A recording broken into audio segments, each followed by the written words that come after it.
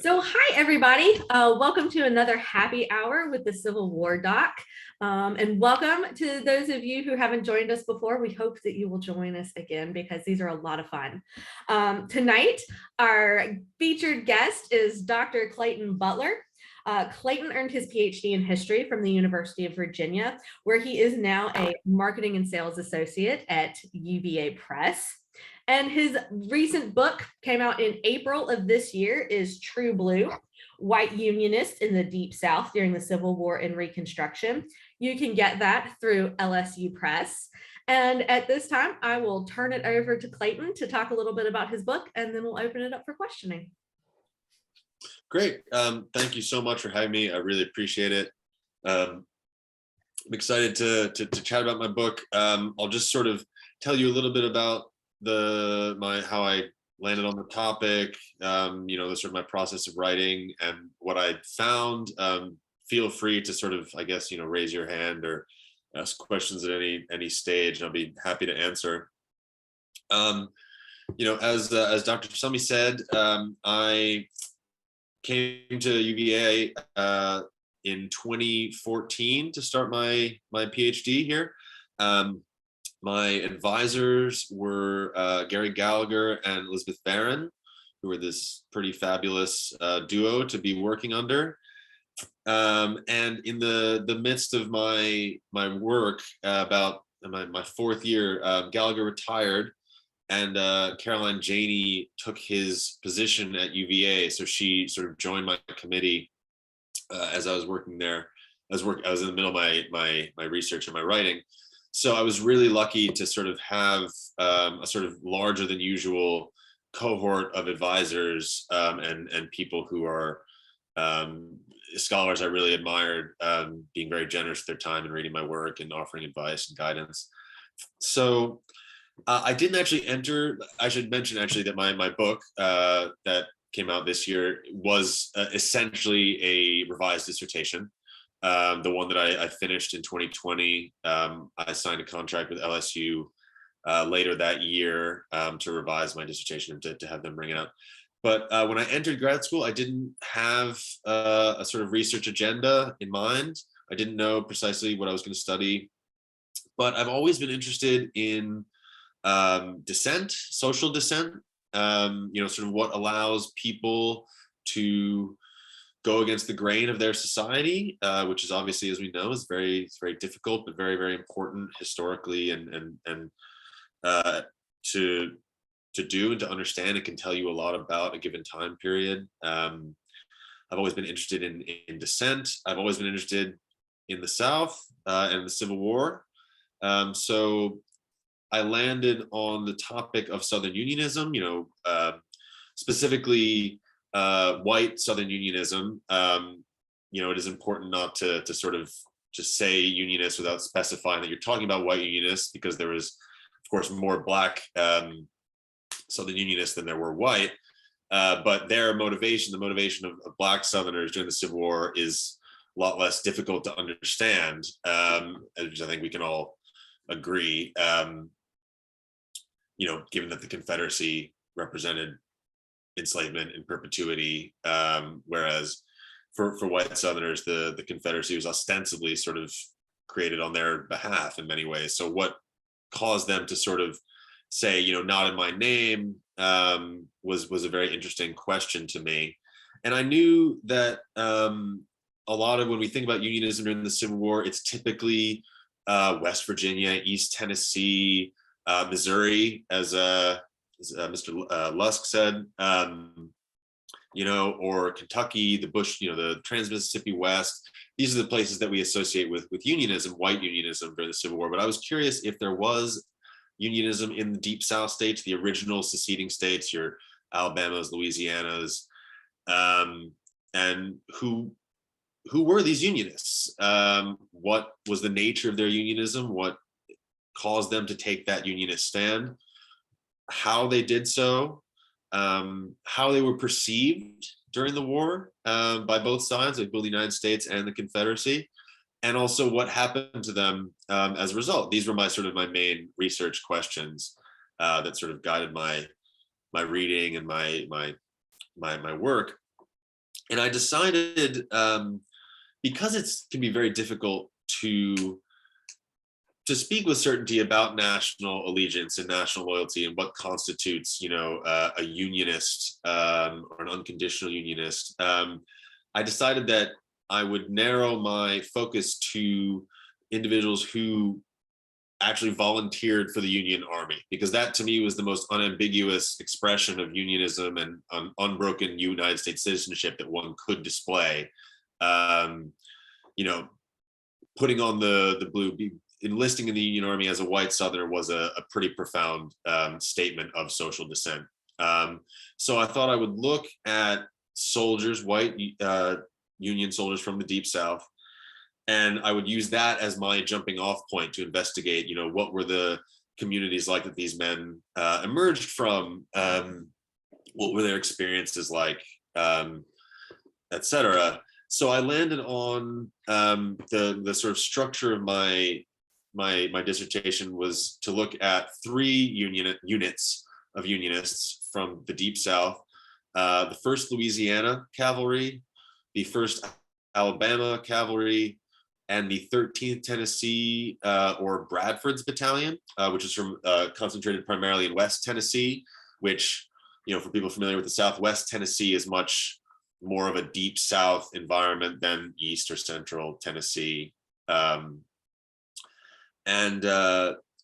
another, interesting thing about Bradford's Battalion, maybe I can come back to this later, is that I learned pretty early on that something that really piqued my interest was that Bradford's Battalion of West Tennesseans were actually at Fort Pillow, which is, of course, the most notorious massacre of the Civil War. It was a byword for cruelty and war crimes, essentially, for contemporaries for a very long time. And I hadn't realized that the garrison of Fort Pillow, which is in West Tennessee, for those of you who don't know, I'm sure a lot of serious Civil War buffs at this happy hour right now, they probably all knew that.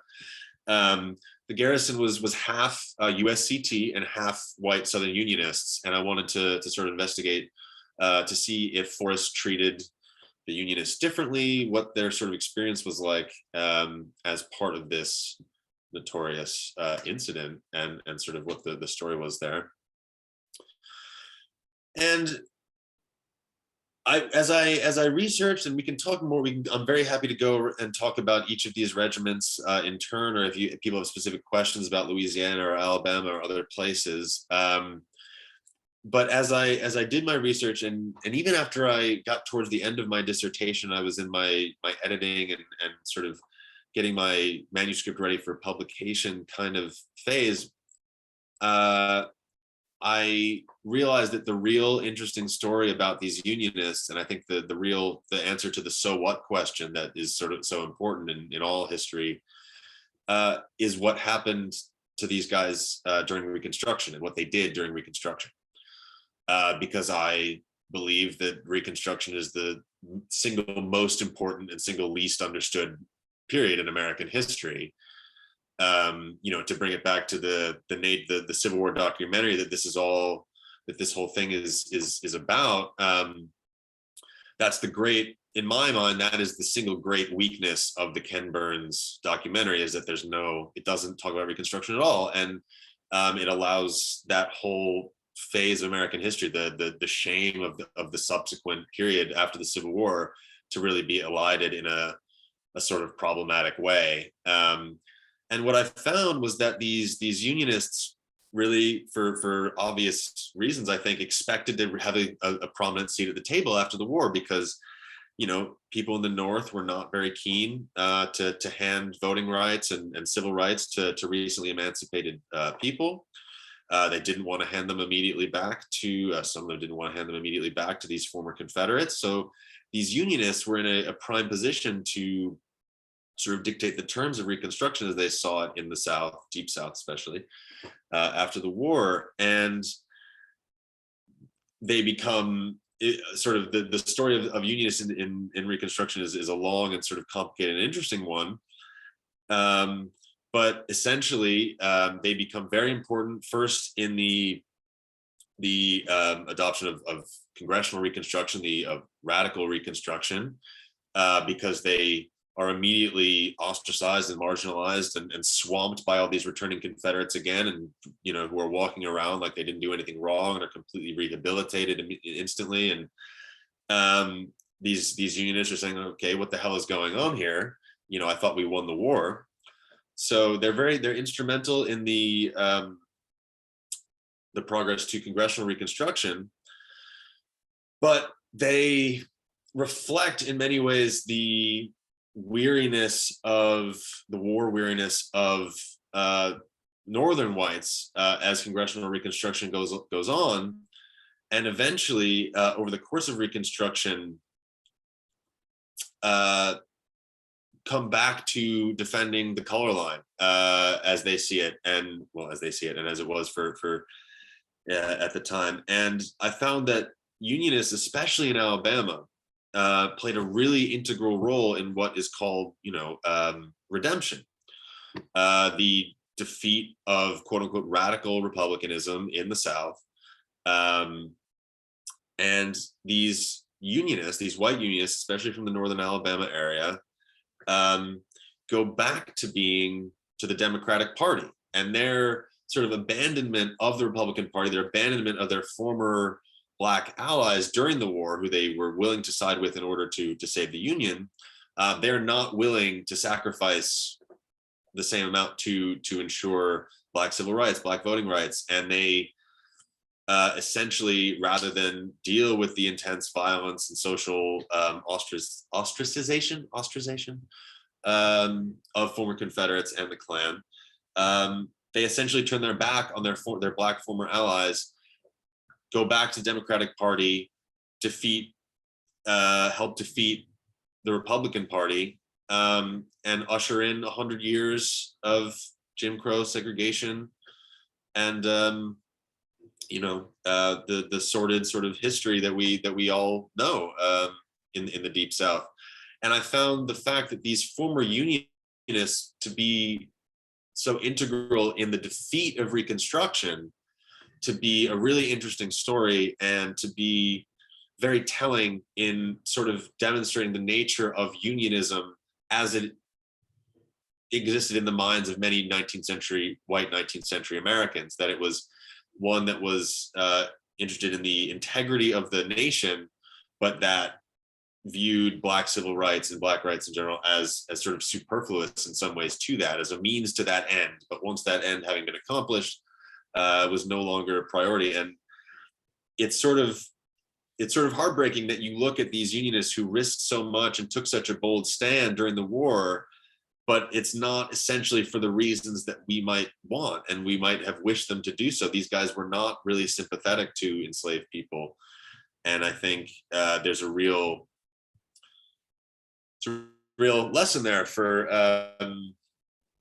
us today. One thing that, and I realize I'm probably rambling now, and I can do this sometimes when I start talking about this material. But I remember reading a book that tried to draw a parallel between when Doug Jones won the Senate seat in Alabama.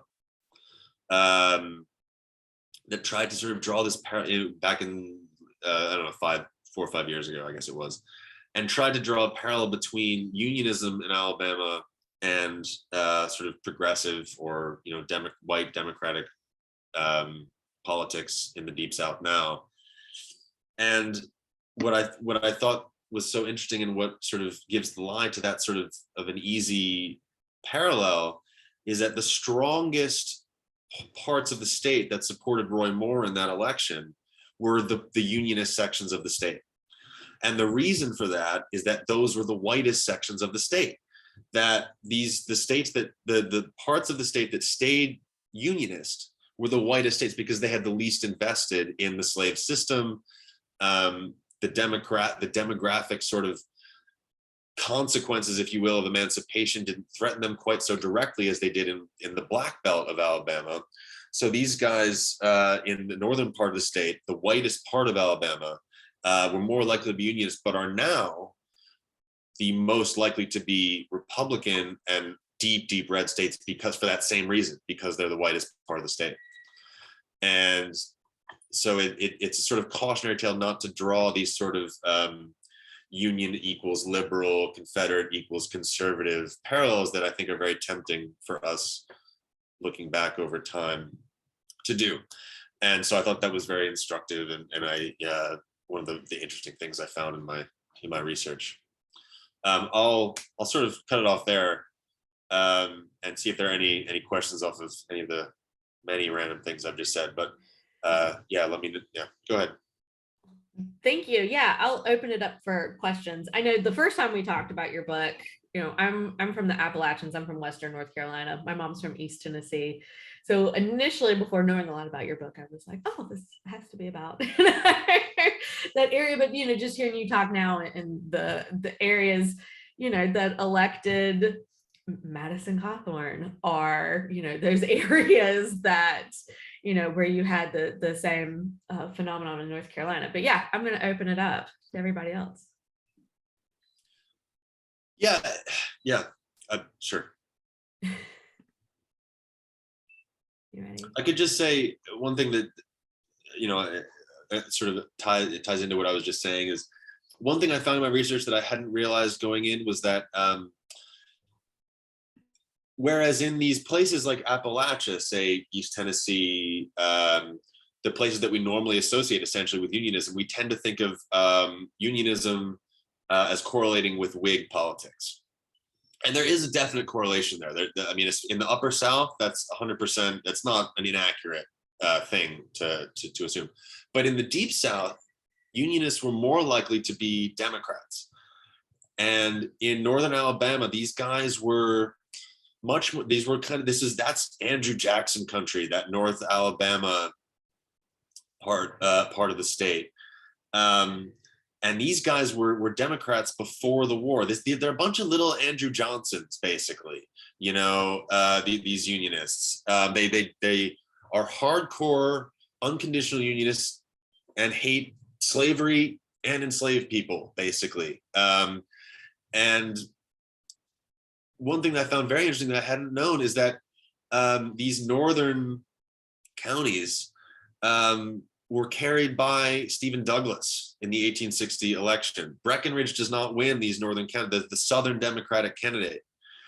And I was very curious, it's very often presented as, Douglas is the Northern Democrat, Breckinridge is the Southern Democrat, and obviously that's essentially true.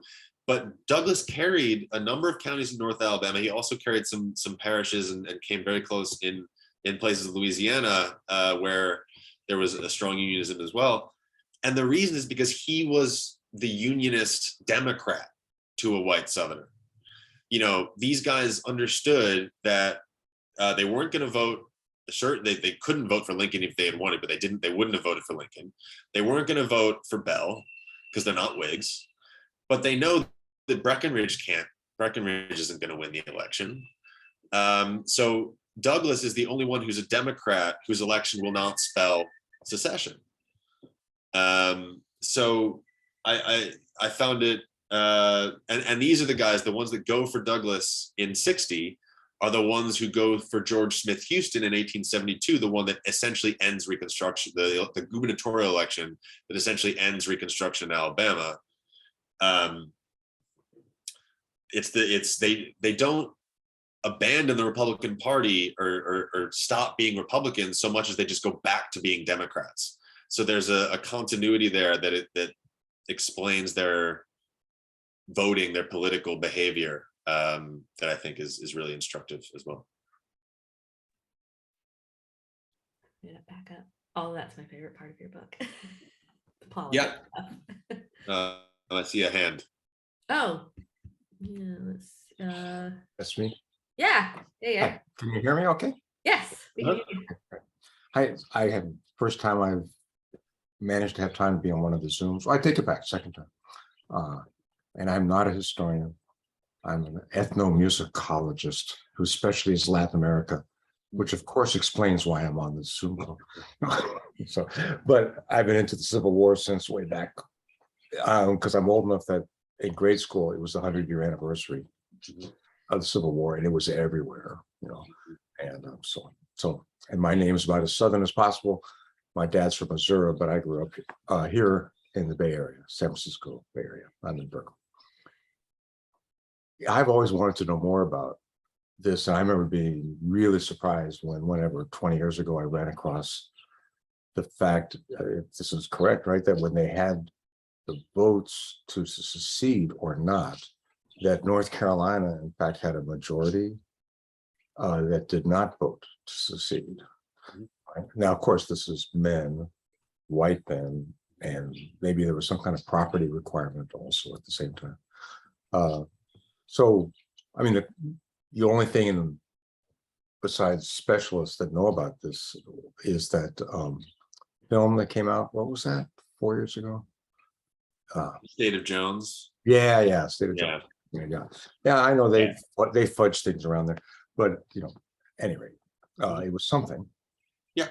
At least it kind of broke the myth that there was one solid Confederacy. From There's not a lot of Unionists that show up in popular culture at all. No. You're certainly right about that. Yeah. Yeah, it's the lost cause, and they were all lost, right? So I was just wondering, what people who had Unionist sympathies, unless they were in places where there are enough people around them that it was somewhat safe to come out, so to speak, like Eastern Tennessee or maybe Western Virginia and stuff. What kind of repression did they suffer? Or what kind of stories can you tell us about people who dared to say anything and then themselves in dire situations? I'm sorry, I don't. No, that was the question. No. Well, many of them were forced to. Many Unionists felt like they had to leave their homes. They were sort of driven out. Jefferson Davis, the Confederate Congress, issues essentially a proclamation in 1861 that says, "Look, if you're not on board of the Confederacy, you have a few months essentially to leave, or you'll be treated as sort of in active treason to the country, this country that we're starting up here." One thing I will say that you mentioned that I think is worth remembering is that even in places that we're talking about, like West Virginia, East Tennessee, the mountainous areas, the places where we're talking about unionism, that's never a huge majority of people.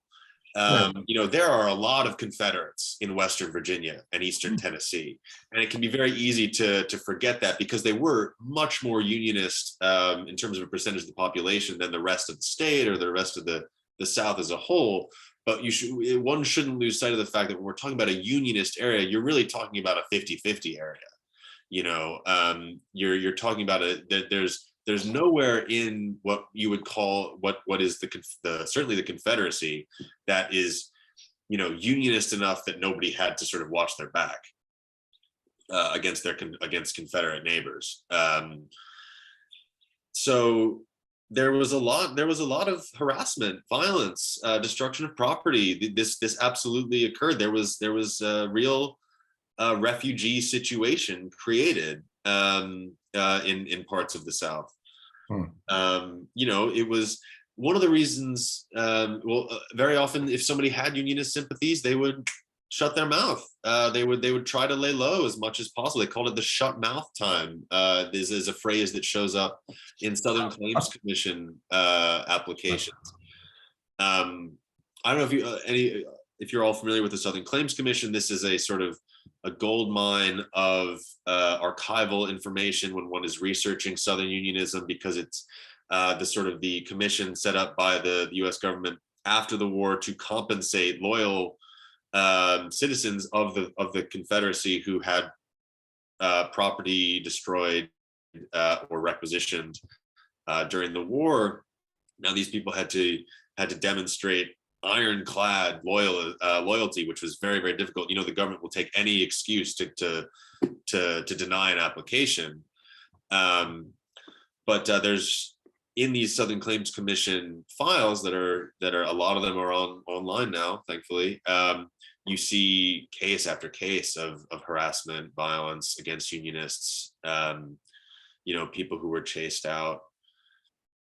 There were vigilance committees sort of established in Southern locales to sort of ensure homogeneity, or regularity of political allegiances. So I don't have a lot of the soldiers who ended up in the regiments that I studied indicated that they had been forced, ended up in Union lines, having been forced out of their homes. And it should be noted as well that you can't enlist in the Union Army unless you can get to the Union Army, and that's why there are a decent these people from Northern Alabama, for example, end up in Corinth, Mississippi, which the Union Army has control over by the summer of 1862.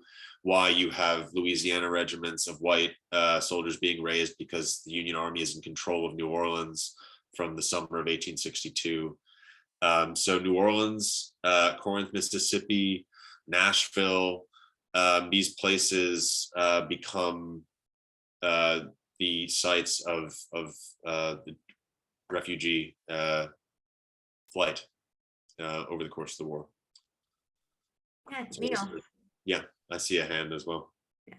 Neil's regarding the Fort Pillow massacre, I read the book, and you wrote in the chapter on Fort Pillow that in the immediate aftermath of Fort Pillow, the Confederate newspapers applauded the massacre and actively encouraged repetition of the model that's set by Forrest. But when the Northern public demanded retribution, then the Confederates became defensive and they began denying that there was a deliberate massacre.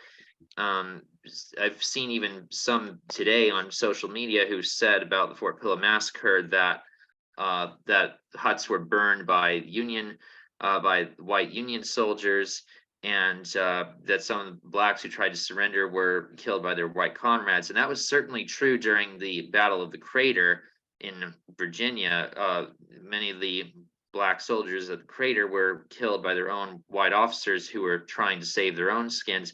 But have you found any evidence substantiating whether any of the blacks at Fort Pillow were killed by their own white comrades who are trying to save their own necks?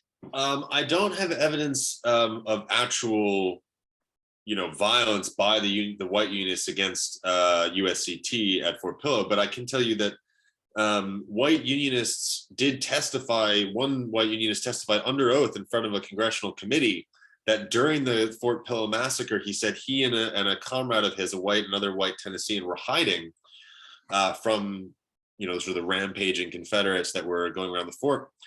And in their hiding spot, one of their black fellow Union soldiers kind of hopped into this, hollowed out log or something with them to hide from the Confederates. And the white Unionists kicked him out. They're like, get the hell out of here. Because they said, the reason that you're getting massacred, we're getting massacred, is because of you in uniform, because of us fighting side by side with you. These white Unionists understood completely that it was the visible alliance of white Southerners with these black soldiers that was driving Forrest's men to this murderous rage. And so these white Unionists were unashamed of testifying under oath that they kicked out one of their black comrades because they knew they didn't want to be associated with them in that moment. So it's a very, it sort of gives you a sense of the depth of the alliance that's going on there between the white Unionists and the USCT. It's sort of, again, that's sort of indicative of what's going to happen in Reconstruction, where the white Unionists are like, forget it, we're not on the same team really.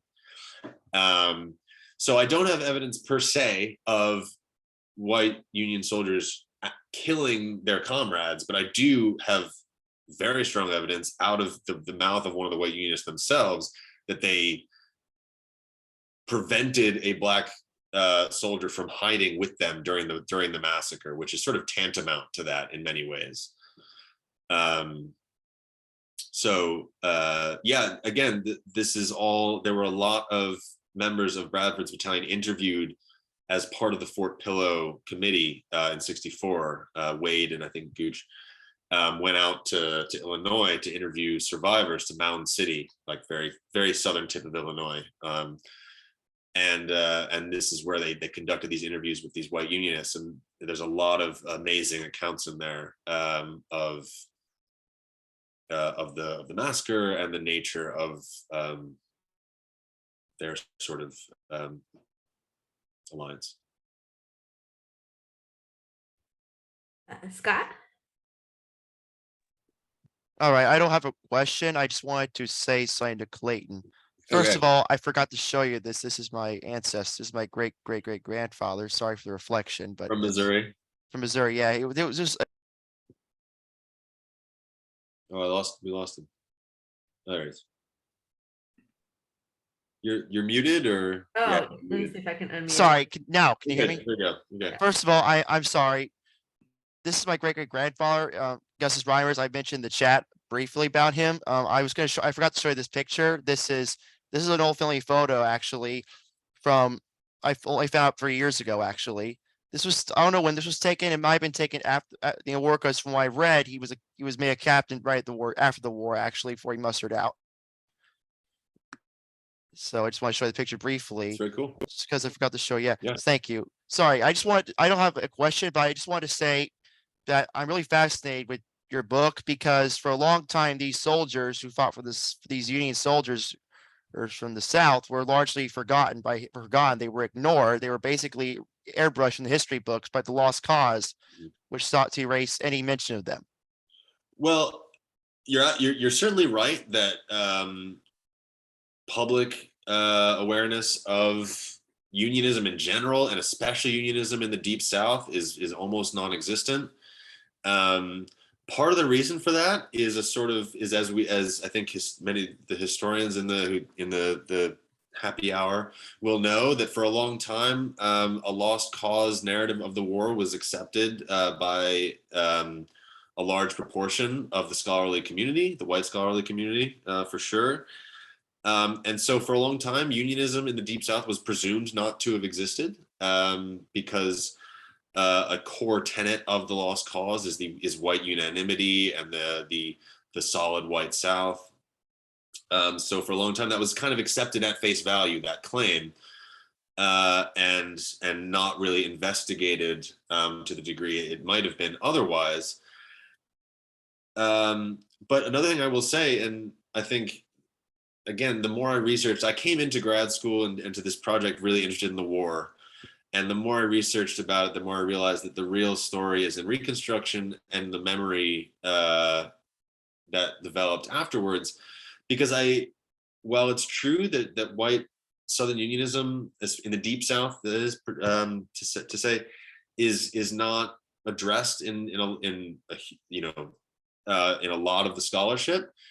A big reason for that is because there was the white unionists in many ways allowed the memory of their unionism to be forgotten. They were okay with it being forgotten because they were so not on board with the social consequences as they saw it of the Union victory. Emancipation is not why they had signed up as unionists in the first place.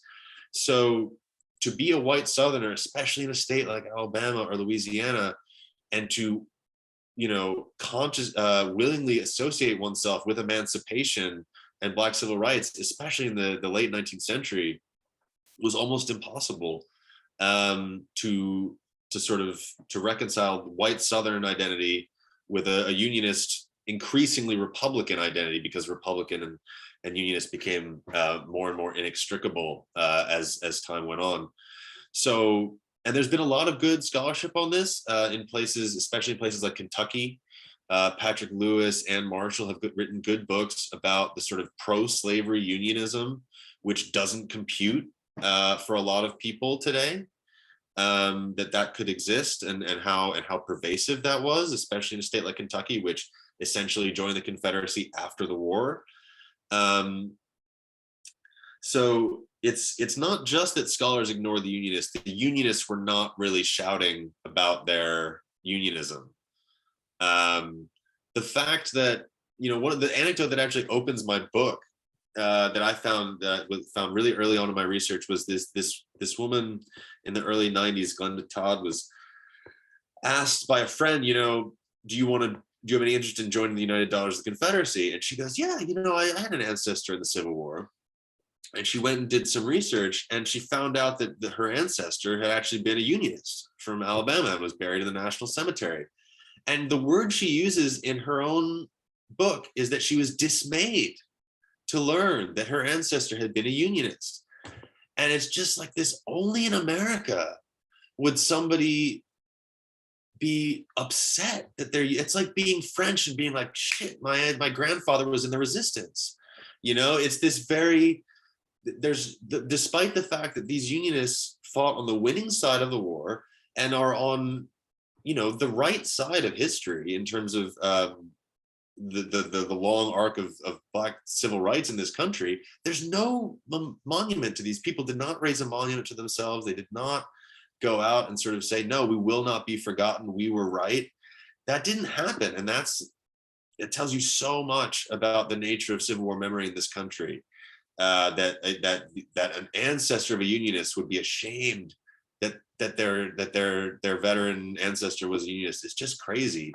But it tells you the degree of sort of popular acceptance of being a Confederate, of that sort of that was sort of the right thing to do.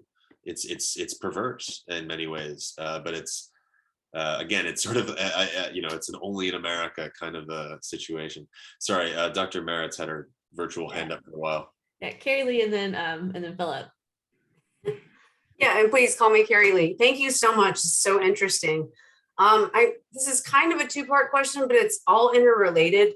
As you're talking, I'm thinking a lot about Stephen Hahn's work in Northern Georgia, essentially, and the type of men who become populists, the roots of Southern populism. And It sounds very similar to what's going on in Alabama. And I think it's so interesting, given how strong populism is in Alabama. For people that don't know, out of the Deep South, Alabama was the place for white populists to be.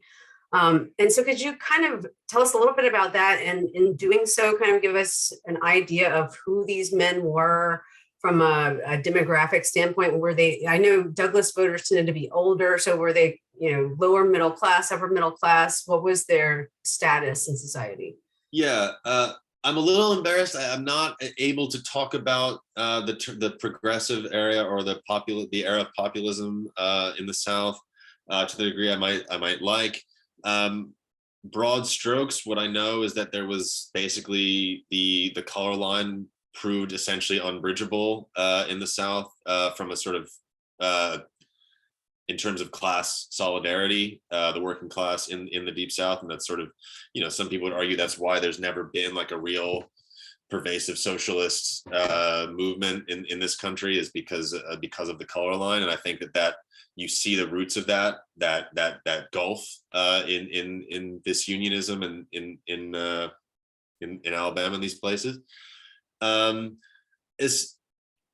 They did vary. The Unionists, I know that's sort of going to be an easy thing to say, but they were really a diverse group. In Alabama, they tended to be more poorer farmers, more in the much less likely to own slaves, as I think is sort of intuitive. They weren't. Margaret Story has written a great book, Loyalty and Loss. This is that's like in many ways the book about Alabama unionism. And she went a long way to sort of dispelling the myth that they were all sort of hard scrabble, dirt poor farmers from really the not so fertile land in the upcountry of Alabama, sort of the foothills of the Appalachians. They were a more economically diverse group than I think, and she has proven that they are a more economically diverse group than the stereotype might be. But they were certainly poorer than your average Confederate. Age-wise, they tended to be typical. In terms, at least the soldiers tended to be typical military-age men. Many of them had strong. They talk about their strong sort of like family memories of serving in the revolutionary era. This sort of the unionism is coming down through family connections and family loyalty. So in terms of age, they tended to be more typical. But I've talked a lot about Alabama tonight, in northern Alabama, but there's one of the other really important groups of unionists in my book that I wrote about were from New Orleans, the ones who comprised the 1st Louisiana Cavalry. And a lot of these guys were also, they were more likely to be working class, but they were more likely to come from immigrant communities, German, Irish, in the city of New Orleans. And they're kind of, it can be very tempting to sort of write them off as a sort of like not real Southerners, or they sort of are this exception to what constitutes a white Southern Unionist. But and I suppose I'm veering a little bit off topic on a tangent here, but they also tended to be Democrats, Douglas Democrats, people like Michael Hahn, who becomes governor of the state as a German. He's very typical in many ways, Deep South Louisiana Unionist. He's 33 years old when the war starts. He's born in Germany, voted for Douglas. And these guys tended to come, as I said, more from the working class of the city, and who were not particularly keen on the Confederacy. One thing I found that other people have done good research on is that when Butler takes over stewardship of the city in 1862, he makes an explicitly class-based appeal to these people for their unionism. He says very specifically, the Confederacy is not for people like you. They are not thinking about you in this endeavor. You want to remain loyal to the Union because the Union is better for the working man. So there is certainly a class element to the unionism in both Alabama and New Orleans. A lot of times it can be seen as sort of determinative, or like that is the only thing that really mattered, and that's not necessarily true. There are plenty of lower working class people in both those places that became Confederates, but there is certainly an element of that to their unionism, for sure. Does that answer your question? I feel like I might have. Okay. Philip. Well, I suppose this is partly an invitation to continue along the same lines, but rather than sort of the individuals, a question of the categories. Because like you said, Reconstruction was most misunderstood, but looking back, I think of the World War II happy talk, sort of the FBI logic, the Cold War essentialization, a lot of which I absorbed through Bugs Bunny cartoons. And on my side, I'm more interested in sort of memory and essential categories. And I guess I wonder how much you feel this fits that sort of local gentry and people of middling wealth model, where it might relate more in parallel to things in the present day as communities that span large regions try to come together somehow. But I guess I wonder how you feel we can have real categories that don't seem to have like, contradicts the happy talk about we do love our country. So then we short circuit. Mm-hmm. I'm not sure I'm seeing your connection between the World War II and the post-war. Could you clarify that a little? I'm not sure I follow. I guess my point is that during Reconstruction, if a unionist slid into being a redemptionist, yeah, we're seeing that as a negative thing. We're seeing that as a negative thing because we have a sort of David Souter view of the growing tree of liberty and rights, and kind of the ode to joy sense of the fraternity of equality. And I certainly subscribe to those ideals, but I don't consider them the most, like, they're not exclusively the most useful categories to try to make sense of America. And so since I love America, Yeah. like the whole question of, like, are these people of middling wealth where the local gentry put in a bid for a new sense of inclusion in the new dominant white society? And then there's the question of how that worked regionally. I'd love to understand the regions better.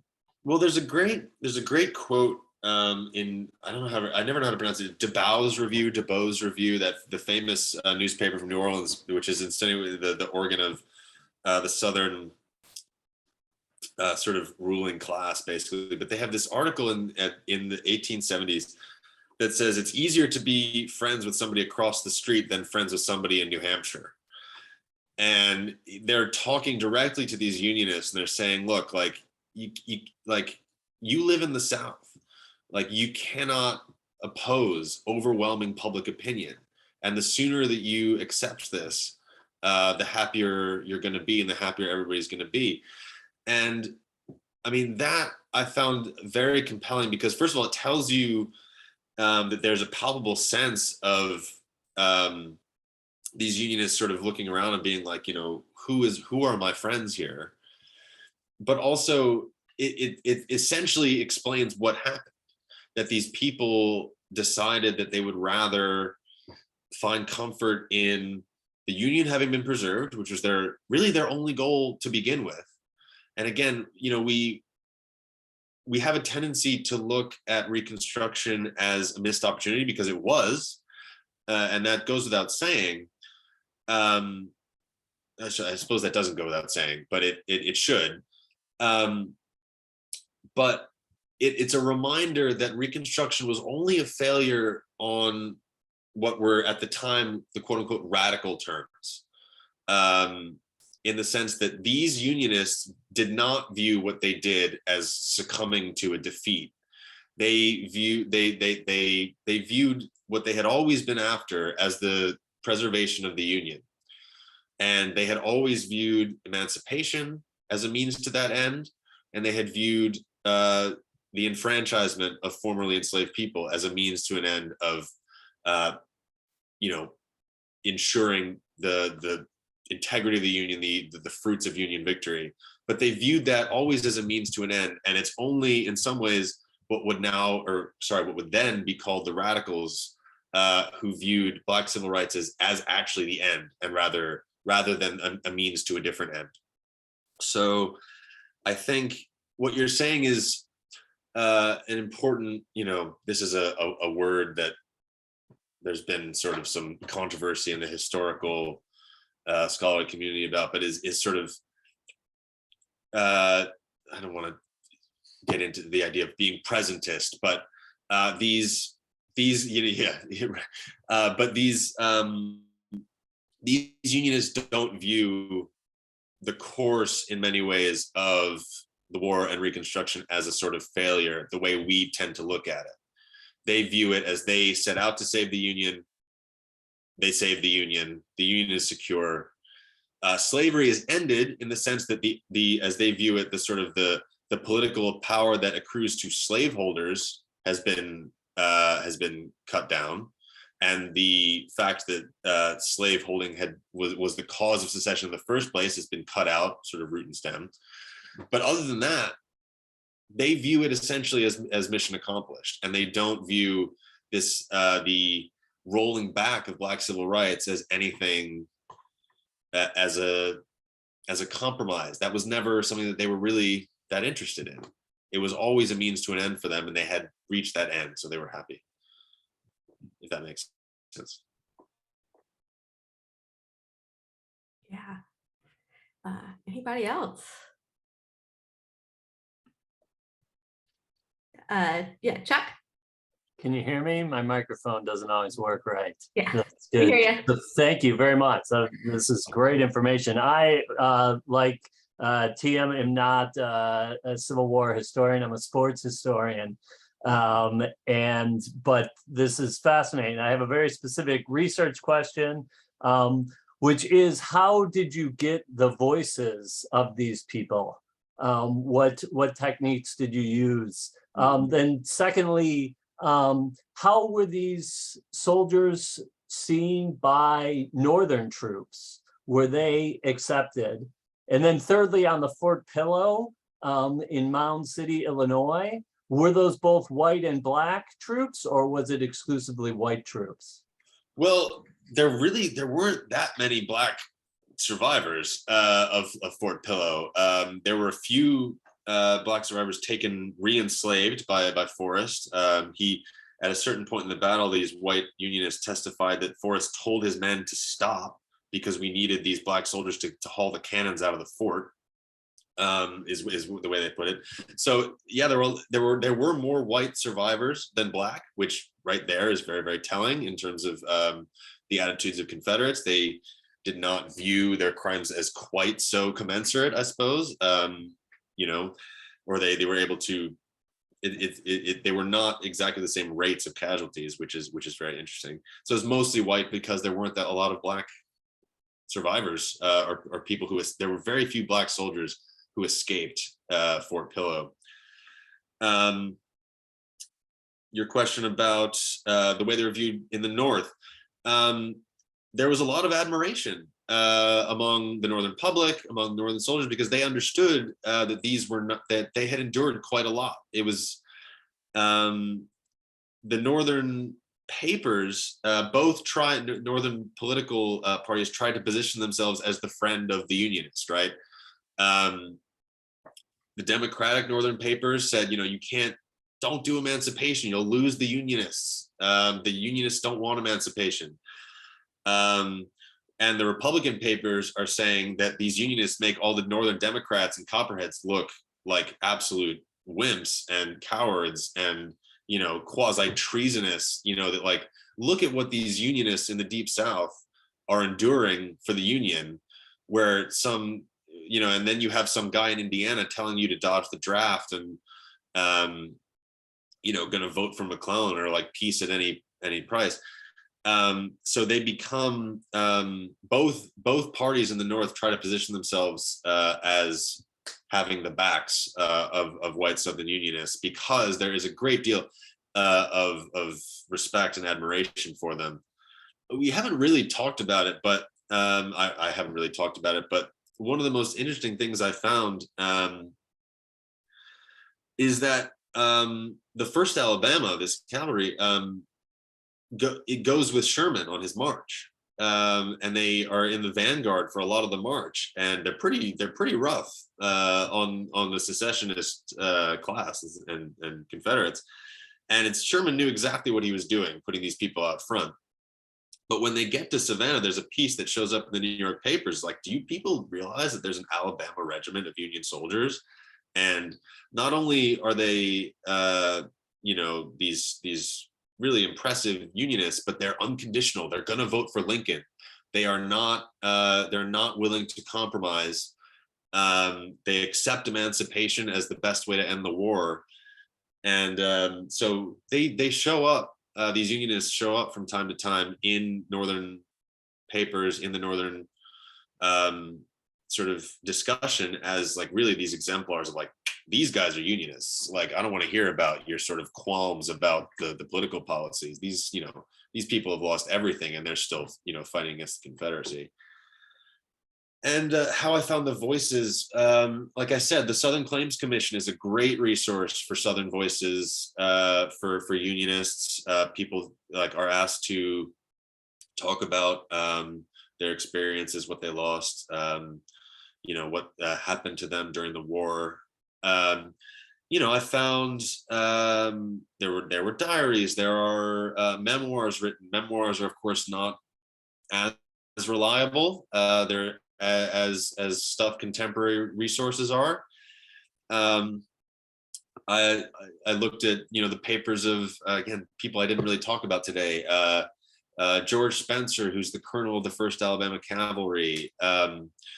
James Madison Wells, who's a hardcore unionist from Louisiana, ends up the governor of the state. He applies for the Southern Claims Commission. He wants money. This is in the 1880s or something. He's still applying for money from the government. James Tolliver, whose family is an unconditional unionist family from Louisiana. James Tolliver from Louisiana submits a formal protest against secession at the Louisiana Secession Convention. His son, Henry Tolliver, is, for those of you who don't know, Sherman was working at what is now LSU when the war started. He was at the military academy of the State Academy of Louisiana. He has one cadet stays Unionist, and it's Tolliver's son, Henry Tolliver, and he ends up in the 1st Louisiana Cavalry. And he writes an editorial in the 1890s talking about how annoyed he is at the lost cause and how there needs to be a monument to Southern Unionists. He dies in 1920. So these are important voices. These are, and both of their papers are at LSU. That's one way I found voices. Service records of the soldiers, which again a lot of these are online and digitized somewhat, quasi miraculously. Yeah, I mean that's that, and maybe not voices of the soldiers, but newspapers are now searchable in a way that made. I remember I told my advisor Gary Gallagher, that the National Tribune, this soldiers paper in Washington D.C., this post-war soldiers paper, was now text searchable online, and he looked like his soul had left his body. He was like, oh my God, I would have killed to be able to text search the National Tribune. And but I will say that for people who study the Civil War, there's now this weird assumption that because some things are online, there's assumption that if it's not online, it doesn't exist, which is definitely not true. And some of the best stuff I found via card catalogs.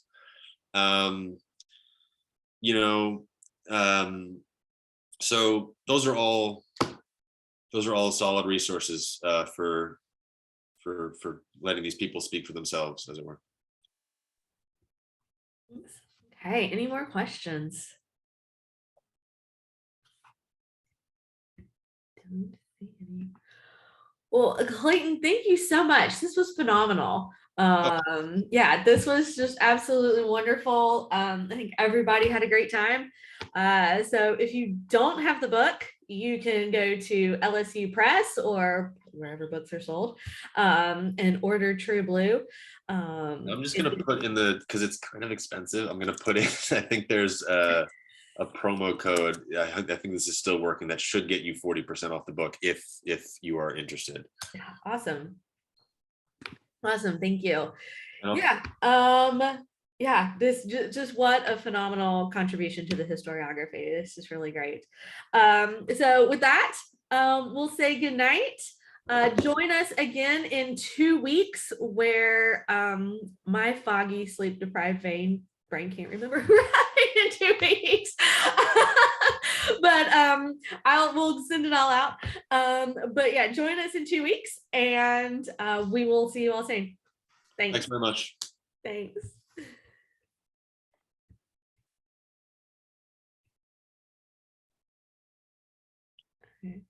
I'm really waiting for everybody to sign off just in case. Well, thank you so much. Thank you so much. Yeah, thanks. I just interesting factoid. I'm from Western North Carolina too, and I think as of the early 2000s, my home county now has a Union memorial beside the Confederate memorial. That's really interesting. Where? Which are you from? Henderson County. No, Henderson County. Yeah, I was surprised. It wasn't there when I was a kid. I can't remember exactly when it went up, but I mean, I knew there were Unionists in the county, it was sort of shocking to me that they actually put a memorial up. There is a Unionist monument in Winston County. There's a book by David Williams, Bitterly Divided, where he talks about unionism in the South and anti-Confederate activity, and it's on the cover of that book. It's sort of in some ways the exception that proves the rule. It's like a Unionist monument, but it's a monument to both, which is sort of bizarre and weird again.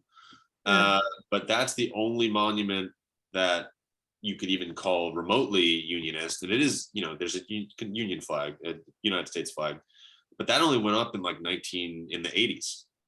So yeah, that's very interesting about Henderson County. I did not know that. That's absolutely notable. I know, well, speaking of that, I know that at the Battle of Guilford Courthouse Park, there is a monument, but it's like no north, no south. I think it's no north. Exactly. No south. Like So it's kind of like a Well, there's yeah, that like everybody. there's that Yeah. World War I era sort of, but bringing sort of both sides together. I don't know when that one was put up, but there's like this huge reconciliation thing around World War I that was really weird. I've seen it in some World War I era railroad stuff where they're talking about Southern and Northern people coming together to fight in the World War. One of my favorite anecdotes, and then I'll sign off, is when maybe you know this, but in World War I in probably late 19th, maybe early